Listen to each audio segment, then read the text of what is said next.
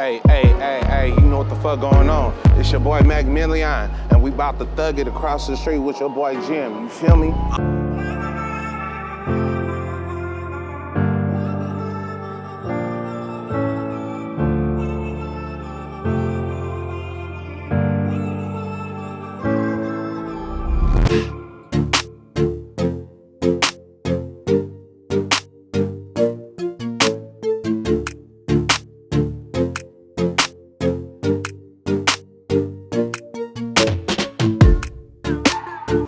What is good? I'm here today with Macc Milliaon. How are you, sir? Good.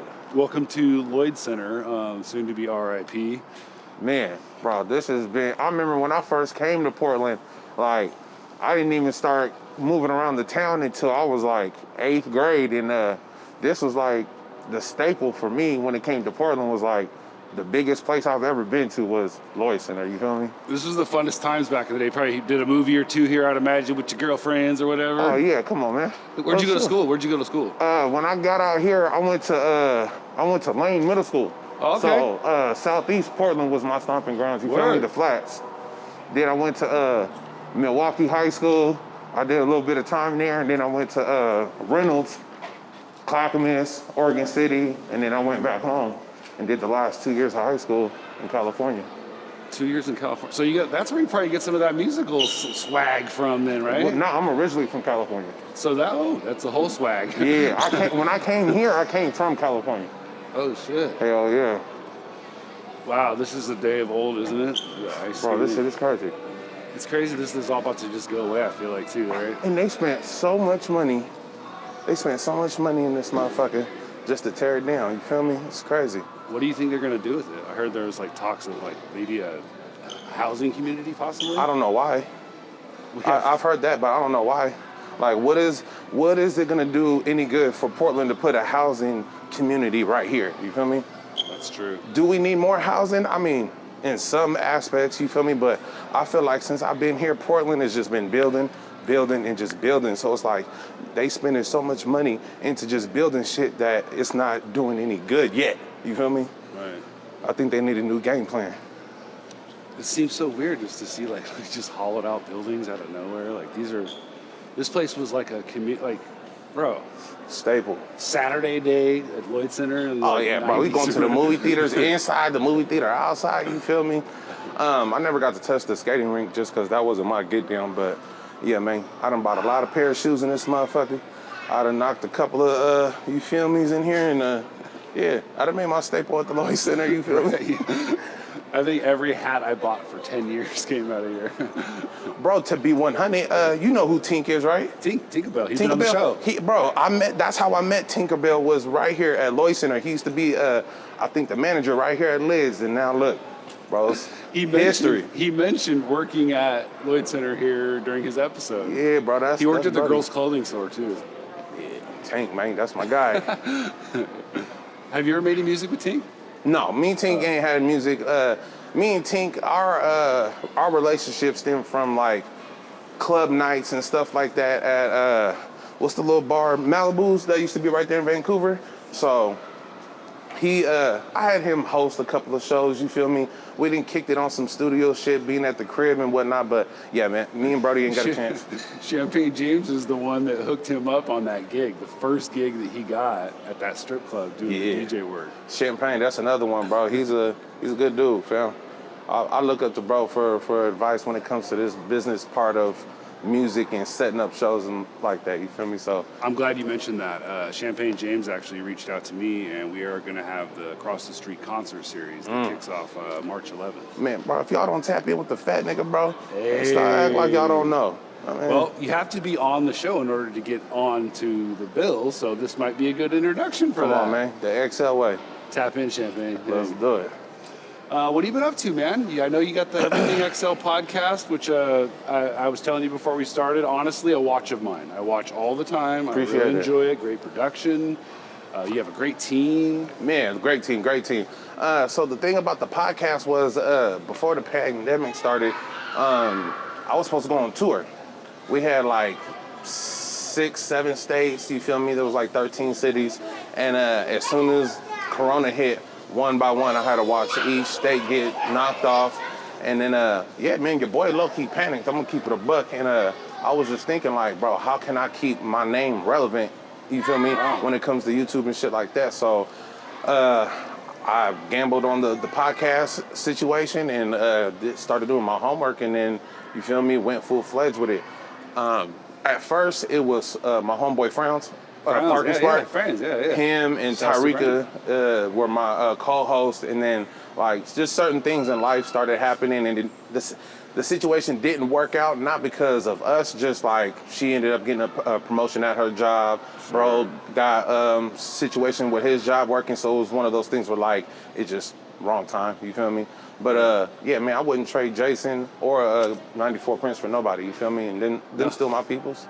Prince is so funny. Bro, that fat fuck. He's hilarious. That's my nigga. When I had Black Pioneers on the show, and he was one of the few that didn't make it that day. Yeah, bro, but see, that's why he ain't here now, is because he been working, you feel me? So him doing this hustle shit, bro, that's my guy. I commend him. I ain't tripping. Did you ever buy anything from one of these like little in the middle of the mall Bro, stores? come on now. Real niggas do not buy middle of the mall jewelry, fam. If you ain't got paperwork or a real jeweler, you feel me? Man, I try to go get this shit looked at and praised or whatever, bro. They gonna be like, sir, just go your home. money back. You feel me? I'm not buying no chain next to no motherfucking weed glass, bro. It's not happening. $40. Nice swap meet vibe though, right? You feel me? You remember, what was that, MLK Fashion? We never got a chance to go there. You don't remember the Fashion Plaza? No, I saw the pictures. Maniac Loke actually posted some great photos of him in front of that place. Yeah, bro, that was like not in and out, fucking top to bottom on steroids. You feel me? So yeah, that was throwback. Is that like the 90s then? Late 90s, early 2000s? I mean, I can't speak on that just because, like I said, I ain't from Portland. I just remember when I got here, that was a big thing. So I'll say like 2001. Yeah, that sounds about right. 2001. That sounds about right. One of my first times, I remember at Lloyd Center here at the, I ran into Jermaine O'Neal when I was about 17 years old, which meant he was about 19. Right. He was playing here with the Blazers. You born and raised in Portland? Been here my whole life, yeah. Man. Yeah. Been my whole life. It's crazy to think on what Portland looked like when I first got here to what it looked like now. Bro, I mean this with no disrespect. Portland done went to shit. There's a lot of things that are crazy. That park right across the street from the mall here, for instance. Bro. That's a dangerous ass park for being, less than a block Holiday Park got its history. But when I say that Portland done went to shit, think of what Portland, first and foremost, anything that goes up brand new here in Portland, don't last long. You feel me? It probably be here for a couple years and then get shut down for whatever reason, you feel me? And then on top of that, it's like, right before the pandemic, if you think about the year or 2 years before the pandemic till now, bro, there's so many broken, burnt down buildings. The homeless situation then took over Portland, took over from the freeways to underneath road paths, all kind of stores, parking lots, goddamn me, sidewalks being took up with just bodies, bro. It's crazy. No disrespect to them, but it's just like, when and if the pandemic is done and over with, it's like, how are we gonna fix the city? How are we gonna fix this? And by the time that even reaches that point, it's like, bro, what's the condition of the city gonna be like by then? You feel me? That's shit. It's weird, fam. The houseless situation here in our town, our city, has probably reached an all-time high, I would imagine. Bro, we be tripping and sitting there smoking in my studio, looking out the window, and it's like, I done watched people from inside my building get kicked out and start living on the sidewalk outside of our building. Just like that. Bro, how does that happen? You was living in here. You was my next door neighbor. They say the average American home, they're one broken bone away from being houseless. Bro. You break your leg and you're the breadwinner. What's your family supposed to do? You know what I mean? Like, yeah, God forbid, thank God, you feel me, with all the trials and tribulations me and my family that went through, like, we still on 2 feet. You're a good family man. I see that quite a bit. I try to be. You are. I see try it. to be. It really shows on your social media. You really pay attention to your family. I mean, without them, what do you have? You feel me? Right. You ain't got your family. At the end of the day, you ain't really got shit. I see you do some work with Rich James. Bro, some work. That's Some my work. That's like guy. all the work, right?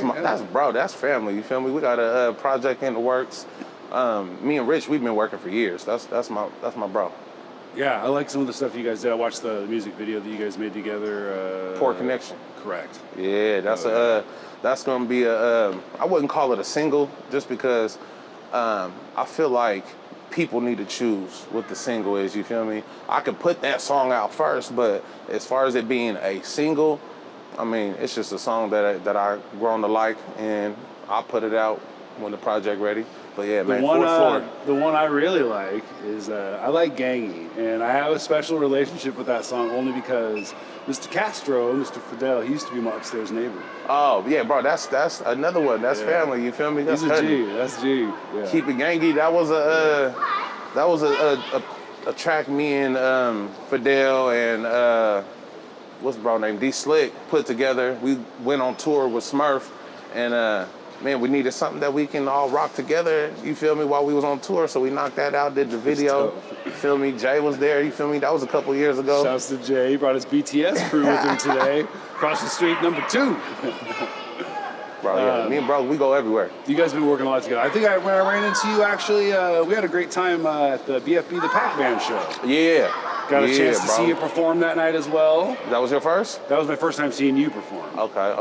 What you think? Where did I could have improved that, and where did I slack at? It was a fun night altogether, if I'm being honest. Everybody's performances that night were great. Man, rest in peace, Wavy, bro. Yo. Rest in peace, Wavy. That was my first time meeting the gentleman that night. I bought a couple lemonades. I chopped it up, had a nice conversation with him. I got some great photos of him that night. I'll go ahead and share that photo that I took. Bing, right here. Broke my heart to hear that he's not with us. Man, bro. Yeah. I was out of town, came back, come to find out, Brody had passed away, and it was just instantly one of those things where, like, I don't wish death upon nobody, you feel me? But it's usually always the people that go first are the ones that mean a lot to the community, that do a lot of big stuff. And bro was doing the right shit. Damn. He was trying to make a way, and it was like he was taken from us in the middle of making that happen. And it was like, damn, bro, I wish other people that loved him the way that they do got a chance to see what he was working on. You feel me? Now it's like it's up to whoever, you feel me, to pick up that baton and finish it for him, you feel me? Yeah, it's a marathon. Peace, man. Fun night though, I got to meet BFB. BFB was acting goofy with me, that was hell of a good time. What was bro talking about? He ate the donut off the bitch booty. I have become like the biggest BFB fan since then. Oh, bro's dope. You like feel I've me? been slapping that shit like all the time. On some rapping shit, it like him, Derez Deshawn, Moray, you feel me, Rod Wave. Bro's been holding it down for the fat niggas, and he ain't been slowing down. You feel me? That big ass belly ain't doing shit. I've worn my swim trunk so many times, just happy about it. Bro. Yeah, it was a fun night. I fucks with it. That was a fun night. Shout out to Prince for the, you feel me, for the assist. You feel me? If it wasn't for bro, I wouldn't even been there. Or the Sada Baby shows. You feel me? Yeah. That was all on bro. I missed that one. I wanted to. We was in Fresno. So we took off, man, bro, Pioneers. Did it get canceled here? Yeah, that one got canceled, but the first one, man, Everything XL, Black Pioneers, we took off and went to Fresno. Was down in Hollywood for a minute. We was in Frisco. Yeah, bro, we went and hit California and tore that shit up real quick.